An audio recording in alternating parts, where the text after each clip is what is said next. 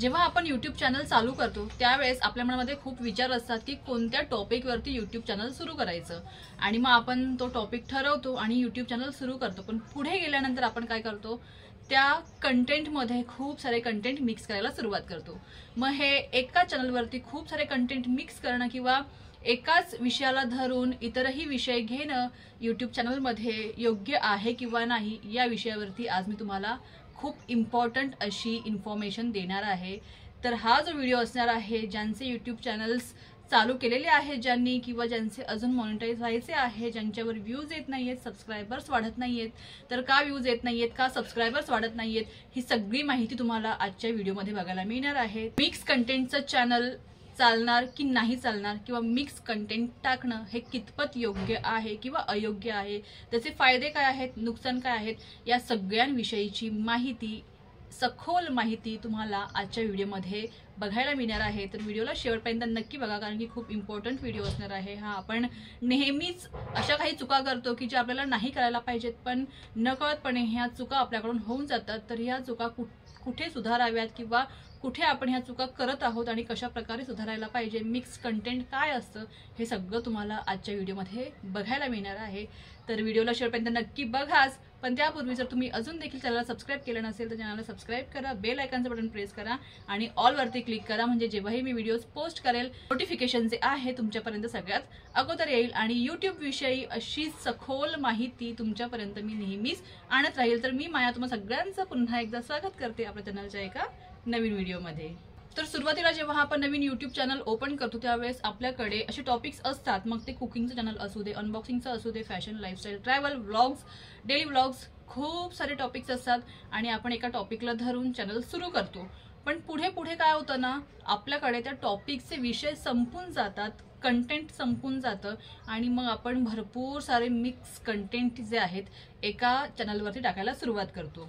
तर हे कितपत योग्य आहे? सुरुवातीला जेव्हा आपण YouTube चॅनल सुरू करतो त्यावेळेस तुम्ही कोणतेही मिक्स्ड कंटेंट टाकले तरीही चालतं। सपोज आता मी सुरुवातीला माझं चॅनल मी सुरू केलं होतं रेसिपीचं, मी माझा अनुभव सांगत आहे। सुरुवातीला माझं चॅनल मी रेसिपीचं सुरू केलेलं होतं। तर रेसिपी पुढे पुढे एका पॉइंटला येऊन ना मग मला कळेच ना की मी कोणत्या रेसिपी टाकू। त्यानंतर मग मी विचार केला चला आता आपण रेसिपीवरून थोडंसं व्लॉग्सकडे वळूया आणि मग मी डेली व्लॉग्स देखील त्यामध्ये टाकायला लागले। डेली व्लॉग्सवरून मग मी अनबॉक्सिंगचे व्हिडिओज बघायला लागले। तर मला असं वाटलं अरे वा, आपण अनबॉक्सिंगचे व्हिडिओज देखील टाकायला पाहिजे। मग अनबॉक्सिंगचे व्हिडिओज देखील टाकायला सुरुवात केली। तर सुरुवातीला मी खूप असं मिक्स कंटेंट टाकत गेले माझ्या चॅनलवरती आणि ते कोणताही नवीन यूट्यूबर असू दे तेच करतो, कारण की एका पॉइंटला जाऊन ना सगळे विषय संपतात, सगळं कंटेंट संपतं आणि मग काय टाकायचा हा प्रश्न सगळ्यांसमोर उभा राहतो। आणि ते योग्य देखील आहे कारण की आपण नवीन असतो, आपल्याला एवढी आयडिया नसते की कंटेंट कुठून घ्यायचं, कशा प्रकारे घ्यायचं, कसे व्हिडिओज बनवायचे आणि मग आपल्या मनात जे येतं ते आपण करत सुटतो। तर ज्यावेळेस चॅनल नवीन असतं त्यावेळेस आपण हे सगळं केलं तरी चालतं। आता मिक्स कंटेंट जेव्हा आपण टाकतो त्यावेळेस आपल्याला एक गोष्ट लक्षात ठेवायची आहे की आपल्या कोणत्या कंटेंटवरती लोकांची प्रतिक्रिया, लोकांचे व्ह्यूज, लोकांच्या कमेंट्स जास्त येत आहेत। फॉर एक्झाम्पल समजा माझं डेली व्लॉगचं चॅनल आहे, मी डेली व्लॉग्स टाकत आहे, पण डेली व्लॉग्समध्ये मी एखादा कुकिंगचा व्हिडिओ टाकला किंवा मी घरात काहीतरी बनवते आहे आणि तो व्हिडिओ टाकला आणि त्या व्हिडिओला माझ्या डेली व्लॉग्सपेक्षा मी काही भाजी बनवते आहे त्याला जर खूप जास्त व्ह्यूज आले तर मला एवढं समजलं पाहिजे की जे सबस्क्रायबर्स आहेत किंवा जे व्ह्यूवर्स आहेत माझे डेली व्लॉग्स बघण्यामध्ये एवढे इंटरेस्टेड नाही आहेत जेवढे इंटरेस्टेड ते माझे कुकिंग बघण्यामध्ये आहेत। मग तुम्ही कुकिंग आणि डेली व्लॉग्स मिक्स करू शकता। तर ते कसं मिक्स करणार, एकदमच सगळंच रुटीन दाखवायचं नाही, तर थोडंफार रुटीन दाखवायचं डेली व्लॉगचं आणि मेन फोकस करायचा कुकिंगवरती, म्हणजे तुमचं चॅनल जे आहे ते मिक्स कंटेंटमध्ये येणार नाही। अजून तुम्हाला समजावून सांगते, आता माझं डेली व्लॉगचं चॅनल आहे पण मध्ये मी एखादा कुकिंगचा व्हिडिओ टाकला आणि त्या व्हिडिओमुळे माझे सबस्क्रायबर्स खूप वाढले किंवा त्या व्हिडिओमुळे माझे व्ह्यूवर्स, मला खूप व्ह्यूज आले, तर जे काही सबस्क्रायबर्स त्या व्हिडिओमुळे वाढलेले आहेत त्यामुळे मला एवढं लक्षात येईल की माझ्या व्ह्यूवर्सना किंवा माझ्या सबस्क्रायबर्सना अशा प्रकारचे व्हिडिओज बघायला खूप जास्त आवडत आहेत आणि मग मी तशा प्रकारचे व्हिडिओ माझ्या डेली व्लॉग्समध्ये इनकॉर्पोरेट करायला सुरुवात करेल. म्हणजे माझ्या डेली व्लॉग्समध्ये माझे कुकिंगचे व्हिडिओज टाकायला मी सुरुवात करेल. तर कुकिंग आणि डेली व्लॉग हे मिक्स कॉम्बिनेशन आहे, पण ते हातात हात धरून चाललेलं कॉम्बिनेशन आहे, एवढं लक्षात ठेवा. तर तुम्ही डेली व्लॉगमध्ये कुकिंग मिक्स करू शकता. तुम्ही व्लॉग्स जसे तुम्ही व्लॉग्स बनवत आहात त्याप्रमाणे तुम्ही कुकिंगचे व्हिडिओज बनवा आणि ते टाका व्यवस्थित एक्सप्लेन करून. आणि जे तुम्ही टॅग्स कीवर्ड्स लावत आहेत ते daily vlogs, Marathi daily vlogs, Marathi cooking channel, Marathi cooking vlogs अशा प्रकारचे तुम्ही हॅशटॅग्स कीवर्ड्स वापरू शकता. तर डेली व्लॉग्स आणि कुकिंग हे हातात हात घालून चालणारे कंटेंट आहेत. तुम्ही या दोघांना मिक्स करू शकता. पण तरी देखील पुढे जाऊन तुम्हाला पुन्हा एकदा लक्ष द्यायचं आहे की माझ्या डेली व्लॉग्सला जास्त व्ह्यूज येत आहेत की माझ्या कुकिंगच्या व्हिडिओजना जास्त व्ह्यूज येत आहेत, आणि ज्यामुळे सबस्क्रायबर्स तुमच्याकडे आकर्षित होत आहेत त्या कंटेंटला धरून तुम्ही पुढे तुमचे कंटेंट बनवायला सुरुवात करा. हा पहिला पॉईंट. नेक्स्ट, ज्यावेळेस तुम्हाला असं वाटतं की आपले कंटेंट संपलेला आहे, विषय संपलेला आहे, त्यावेळेस जे मोठे मोठे यूट्यूबर्स आहेत त्यांचे चॅनल्स बघा, ते कशा प्रकारे व्हिडिओज टाकत आहेत, कोणत्या कंटेंटला धरून व्हिडिओज टाकत आहेत, त्या कंटेंटला धरून व्हिडिओज टाकायला सुरुवात करा. आणि मी अगोदरच इन्स्पिरेशन टॅबबद्दल तुम्हाला माहिती दिलेली आहे, याची लिंक देखील मी देईलच. तर या इन्स्पिरेशन टॅबमध्ये जाऊन तुम्ही खूप साऱ्या प्रकारचे टॉपिक्स जे आहेत डिस्कवर करू शकता. तुम्हाला खूप साऱ्या प्रकारचे टॉपिक्स त्यामध्ये मिळून जातील. त्या टॉपिकला घेऊन तुम्ही व्हिडिओज बनवा आणि कोणत्या टॉपिकवरती व्ह्यूवर्सचं पर्सेंटेज, व्ह्यूज जे हाय आहे किंवा लो इंटरेस्ट आहे हे सगळं तुम्हाला बघायला मिळेल. तर मिक्स्ड कंटेंट तुम्ही टाकू शकता, पण ते एका पॉईंटपर्यंतच टाकू शकता. एका पॉईंटनंतर तुम्हाला लक्ष द्यावं लागेल की तुमचे सबस्क्रायबर्स जे आहेत कोणते व्हिडिओज जास्त बघण्यामध्ये इंटरेस्टेड आहेत ते, आणि मग त्या पॉईंटला धरून किंवा त्या कंटेंटला धरून तुम्ही तुमचं पुढचं यूट्यूब चॅनल जे आहे किंवा पुढची यूट्यूब चॅनलची जर्नी जी आहे ती करू शकता. आता राहिला प्रश्न लॉंग व्हिडिओज आणि शॉर्ट्स व्हिडिओज. तर एक फ्रँकली सांगणं आहे, जेव्हा तुम्ही शॉर्ट्स व्हिडिओ टाकता शॉर्ट्स व्हिडिओचे जे सबस्क्रायबर्स आहेत ते खूप कमी प्रमाणात लॉंग व्हिडिओमध्ये कन्वर्ट होतात. जेव्हा आपण एखादा शॉर्ट टाकतो, शॉर्ट्समुळे जेवढे आपले सबस्क्रायबर्स वाढतात त्यामधले काहीच पर्सेंटेज सबस्क्रायबर्स जे असतात ते आपले लॉंग व्हिडिओज देखील बघतात. आणि समजा 100% आपण जर गणित धरलं तर 80% लॉंग व्हिडिओज नाही बघणार, 20% लॉंग व्हिडिओज बघतील. तर तुम्ही शॉर्ट्सवरती जे काही टाकता ना ते तुम्हाला सबस्क्रायबर वाढवायला मदत करतच, पण शॉर्ट्सचे सबस्क्रायबर्स जे आहेत लॉंग व्हिडिओजवरती खूप कमी प्रमाणात कन्वर्ट होतात, खूप कमी त्याचं पर्सेंटेज आहे. म्हणून एवढं तुम्ही मग त्याचं टेन्शन घ्यायचं नाही की माझे सबस्क्रायबर्स एवढे वाढलेले आहेत पण माझ्या लॉंग व्हिडिओजला व्ह्यूज का नाही येत आहेत. तुमचे जे सबस्क्रायबर्स वाढलेले आहेत ते सबस्क्रायबर्स तुमचे शॉर्ट्समुळे वाढलेले आहेत, आणि शॉर्ट्सचे फक्त 20%, ते पण मी खूप जास्त बोलते आहे, 20% तेवढेच कन्वर्ट होतात लॉंग व्हिडिओज बघण्यामध्ये, एवढं लक्षात ठेवा. म्हणून जेव्हा तुम्ही लॉंग व्हिडिओज अपलोड करताना त्यावेळेस एक लक्षात ठेवायचं, प्रत्येक वेळेस जेव्हा तुम्ही लॉंग व्हिडिओज अपलोड करत आहात त्यावेळेस तुम्ही तुमच्या ॲनालिटिक्समध्ये जा आणि त्या व्हिडिओमुळे तुमचे सबस्क्रायबर्स किती वाढलेले आहेत ते लक्षात घ्या. आणि तेव्हा जेव्हा तुम्ही ते लक्षात घ्याल ना त्याच वेळेस तुम्हाला तुमचं खरं यूट्यूबचं कंटेंट काय आहे ते समजेल.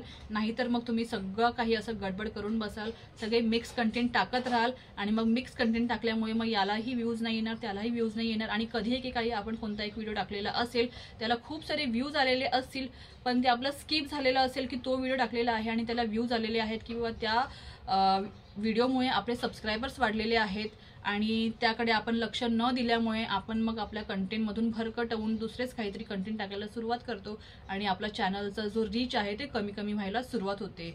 म्हणून प्रत्येक वेळेसच जेव्हा आपण यूट्यूब चॅनल सुरू करतो लगेच अशी अपेक्षा करू नका की आपल्याला लगेचच व्ह्यूज मिळतील किंवा लगेचच सबस्क्रायबर्स वाढतील. थोडंसं पेशन्स ठेवा.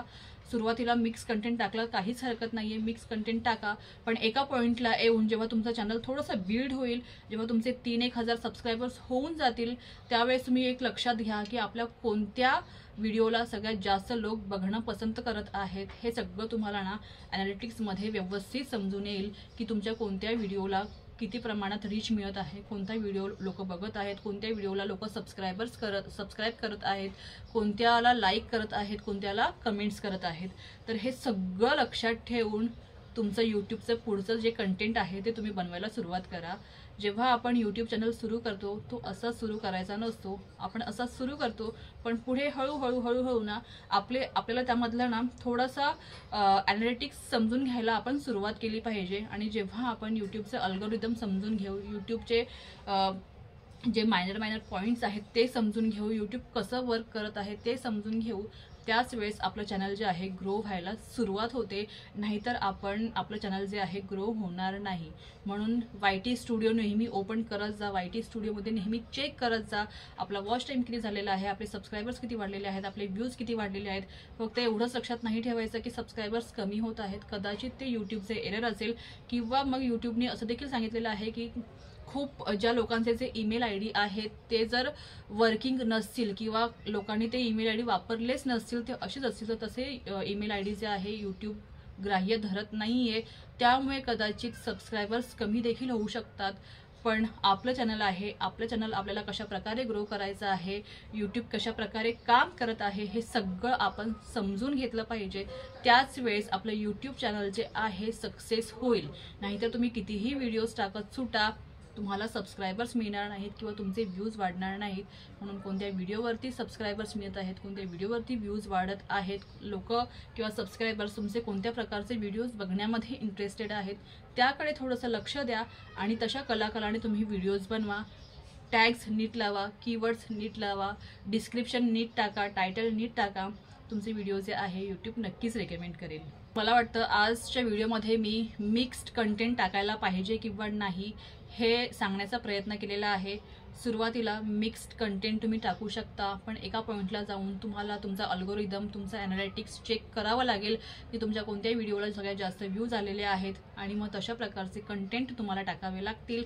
कंटेंट कुठून शोधायचे, तर ते शोधायचे इन्स्पिरेशन बॉक्समधून किंवा जे मोठे यूट्यूबर्स आहेत तुमच्या चॅनलशी रिलेटेड कंटेंटवाले, त्यांचे चॅनल्स बघा, ते कशा प्रकारे व्हिडिओज टाकत आहेत.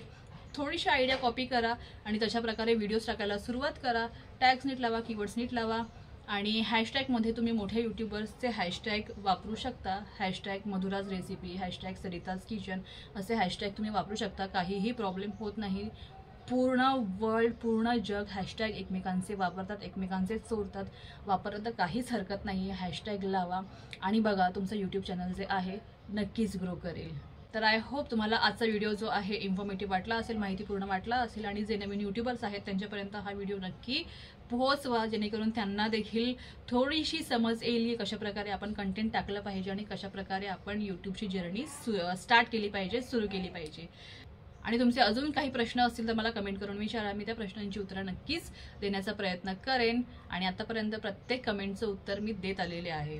तर भेटूया लवकरच नवीन व्हिडिओमध्ये. Till then bye, keep smiling and stay healthy.